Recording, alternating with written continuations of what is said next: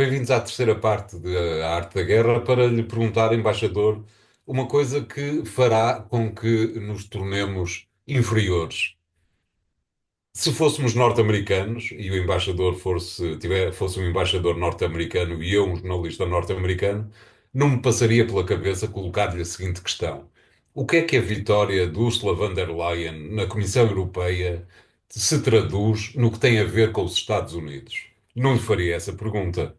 Vou-lhe fazer a pergunta contrária. O que é que fará, o que é que a vitória de Donald Trump fará para o interior da União Europeia? Ou da Europa no seu conjunto? Portanto, não é por acaso que as três partes em que se divide este nosso programa são dedicadas a Trump. Nós estamos colonizados pela importância dos Estados Unidos. Nós tivemos até agora, andámos aqui estas semanas todas, à espera deste resultado de um lado ou do outro, para definirmos o nosso futuro. Os Estados Unidos, há uma expressão do marxismo, um quadro, que é a sobredeterminação. Os Estados Unidos sobredeterminam a nossa vida. E, portanto, uma coisa é ter Trump, outra coisa é até Kamala Harris. E, portanto, nós agora adaptamos a nossa vida a Kamala Harris, a Donald Trump. E, portanto, a União Europeia é uma entidade que, durante alguns anos e perante, inclusivamente, administrações democráticas, procurou parecer um parceiro de nível igual aos Estados Unidos. Lembra-se da Cimeira de Lisboa 2000, nós pensávamos uma Europa por uma grande economia europeia com a máquina política por trás de si, a ser uma espécie de potência, no fundo, entre, por um lado, os Estados Unidos e a China por outro, e o que era a Rússia na altura e tal.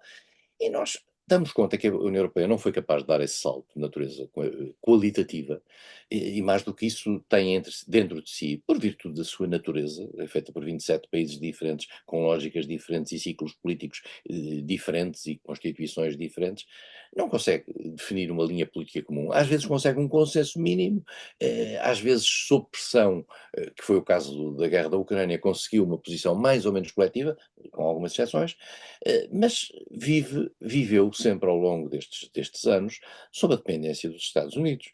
Os Estados Unidos foram um poder europeu, claramente, e até agora Joe Biden era uma espécie de tutela sobre a União Europeia, sobre a senhora Ursula von der Leyen, clarissimamente.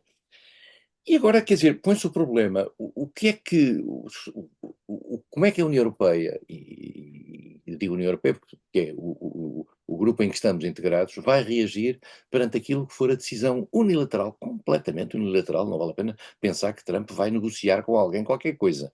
Trump vai dizer, isto agora é assim, sobre a Ucrânia, vou deixar de dar armamento, vocês podem continuar a pagar o que quiserem. Agora, a Ucrânia vai seguramente, e deve ser essa a mensagem, vai seguramente ter que prescindir daquilo que é o Donbass, não sei se Zaporizhia e Kherson, mas seguramente a Crimeia, e agora vai-se criar aqui uma espécie de um congelamento da guerra e para acomodar os interesses russos e para que a Rússia não se torne uma ameaça, vai haver aqui um trade-off e a Ucrânia mantém o seu poder em Kiev e Zelensky provavelmente vai se manter no poder até haver eleições, mas a Ucrânia não entra para a NATO e a Ucrânia é fortemente desaconselhada a entrar para a União Europeia, embora a decisão da União Europeia não esteja dependente dos Estados Unidos, teoricamente. E, portanto, aqui estamos assim. Depois vamos ter o dossiê Israel, em que claramente Trump já deu os sinais que Netanyahu pode fazer mais ou menos o que quiser, e que o que quiser tem a ver também com o Irão, onde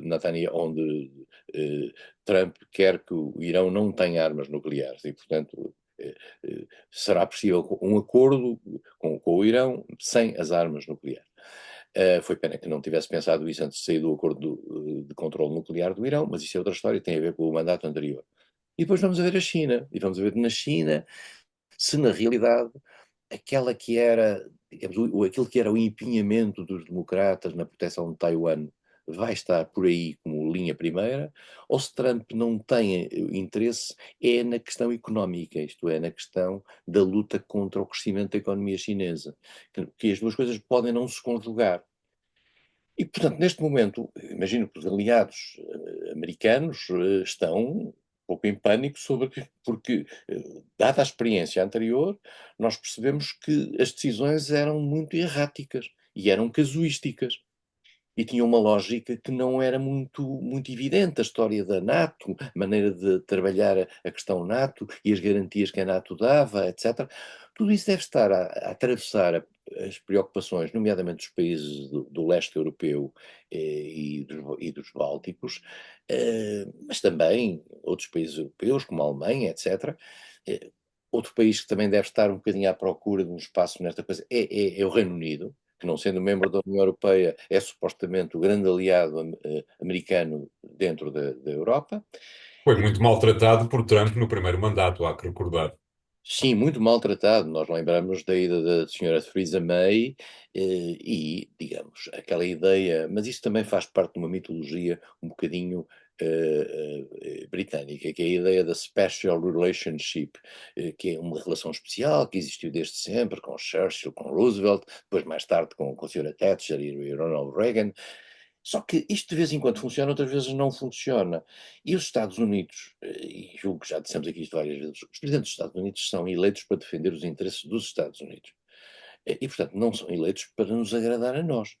E mesmo aqueles presidentes americanos que nos agradaram a nós alguma coisa, estão a lembrar de Obama, etc., acabaram, ou o Clinton, acabaram muito por desiludir muita gente na Europa.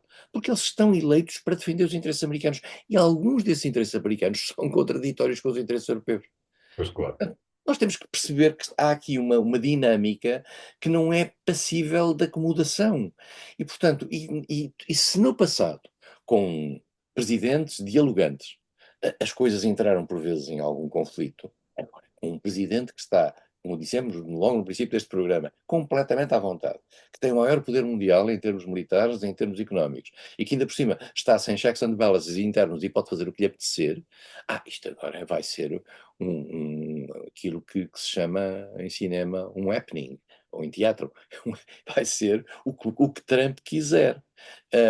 Ainda por cima, estando as instituições multilaterais no estado em questão, estando a ONU no estado em que está, dando Trump a importância que sempre deu à ONU, viu-se com Joe Biden que mesmo assim nem sequer, digamos, fez o mais pequeno esforço para que as resoluções da ONU, por exemplo, relativas ao Médio Oriente, fossem cumpridas. Está-se a ver o que é que vai ser o Trump em relação a isso. Por simplesmente não vai ter a menor preocupação com isso, e isso vai destruir a credibilidade do sistema multilateral.